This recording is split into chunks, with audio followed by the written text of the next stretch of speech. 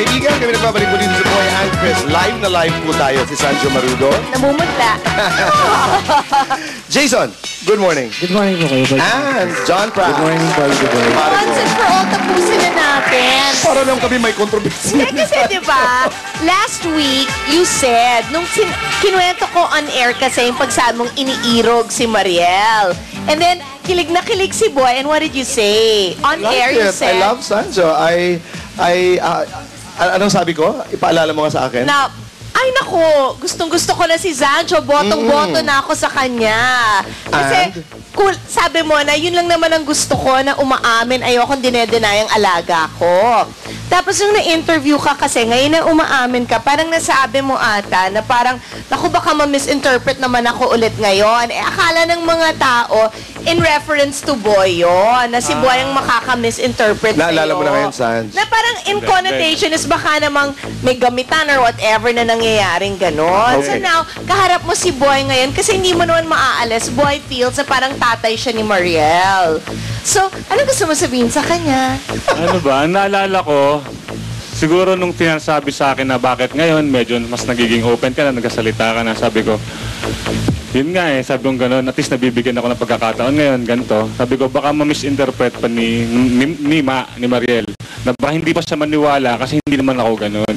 Yun yung sinabi ko. It has something to do with Mariel. Pero hindi naman na misinterpret na Parang ang Mariel. dating, She's watching. Hi, Mariel. kasi hindi ko personality, baka maging dating, hindi siya maniwala sa akin kasi bakit ako ganito. Pero kasi, nung nilabas yung story, parang lumabas in reference kay Boy.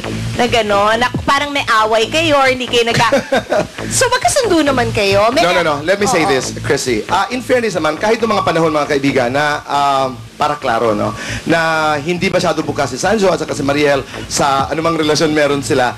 Sanjo has always been very, very nice to me. Naalala ko, mga 2 o 3 storya na ginawa namin dito sa Boy and Chris, and we would always have fun.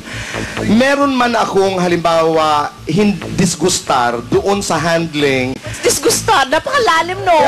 I didn't like the idea kasi that Mariel was talking for a while. Alam mo naman si Mariel, di ba? Oo, madaldal kasi. Mariel's very honest. I mean, she says what she feels or what she thinks. She says the way things are. At sinasabi ko lamang noon na sana, Mariel, huwag masyado dahil nariyan si Sanjo. But Sanjo, in fairness to him, has always treated me well. Has always treated me well. Mabait talaga yan, Toboy. Totoo yan. Ano sabi mo? Mabait talaga. Sinave na. Hindi, mabait yan. Oo. And naalala ko, at saka siyempre hindi naman iba sa atin si Karen. Correct. If I had problems with Sanjo, halimbawa, Mahal natin si Karen. Mahal natin si Karen. I wouldn't go to Sanjo. And that's Karen really po honest. is the manager of Sanjo. Para lang klaro, sabihin nila, sino naman yung Karen na yun?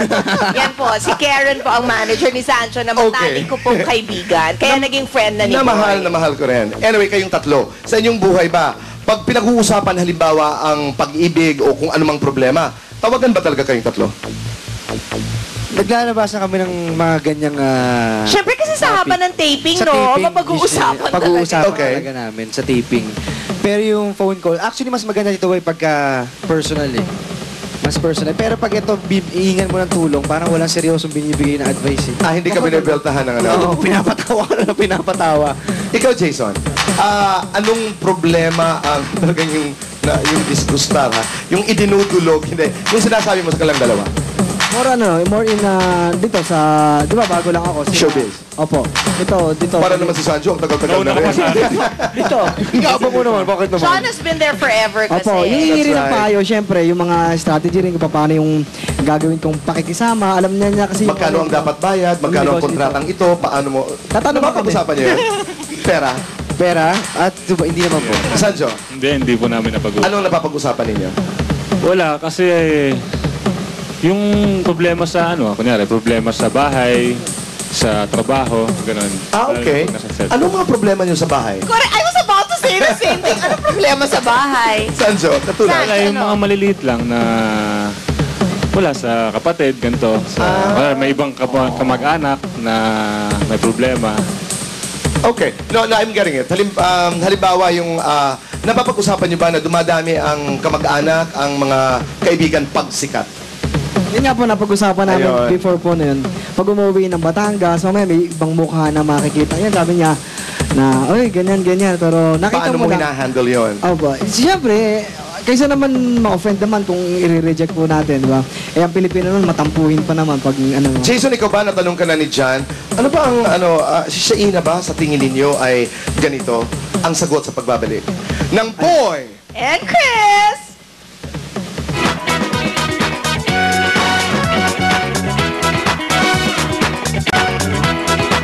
Jason, yung mga katanungan, may mga pagkakataon ba na si John medyo seryoso at tumalapit sa iyo at Jason, Shaina? Si Jan naman po, more ano po siya, inikwento yung mga nangyayari sa kanilang dalawa ni Shaina ako. Ni ano? Di ba yung mga bakasyon na ano po? Saan kayo nagbakasyon? Hindi, walang bakasyon. Sabi ko, like, ang dream namin kasi I always tell, I always tell them. Siniko mo eh. Hindi, sasama ko na nga magsasabi. Pag ito kasi, madadagdag bawas na naman to eh. Ano po, dream ko na pagka yung mga bakasyon, sana in the future. Gusto ko kasi ever since na Galing talaga. Gusto nyo mag-scuba. Oo, hindi, gusto Magkasama kayo. ang dami kong gustong gawin sana with her in the future pagka may mga time or gusto Like ko what? mag-Europe. Yung alam mo yung gano'n lang. Galing. Oh. You can just walk. But I just wanna say that Shaina, sa pamamagitan ng Lobo, ay pag napapanood mo siya, alam mo, Woman na. woman, and you know that in the next 2 years, she's going to be a very important star. Actress. Actress ang Nakakabilib bata. talaga. Okay, Diba? wait. Jason, may recorded phone patch tayo galing kay Francel. Pakinggan natin siya. Ano ba?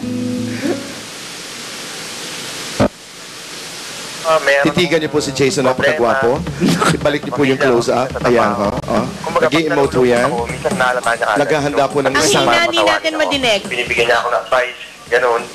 Pinalalakas niya yung loob ko. Pare ko, salamat sa pag-save mo sa akin kapag may problema tayo minsan. God bless you, more power sa'yo. Keep up the good work. It's nice, ah. Nice. 911 bilang kaibigan. Anong Hindi, nice mo sabihin kay because Francel? alam mo na, hindi, alam mo from Francel's point of view, maaasahan niya talaga si That's true. Jason. Ano po? Nice mong sabihin kay Francel. Yun lang, pag may problema ka, sana, yun, lagi mong ma-cope up mo lahat yun, ma-overcome mo lahat ng problema, at the same time, hindi ka lagi nag-iisa. May mga kaibigan ka, may mga pamilya That's nagmamahal sa'yo. Yun ang magpapalakas ng loob mo. Letting friends know that they are not alone in bad times and even in good times is good. Di ba? Hindi si Shainang magme-message for John. Si Luis. Panoorin po natin to. He is my bunso and kuya rolled into one.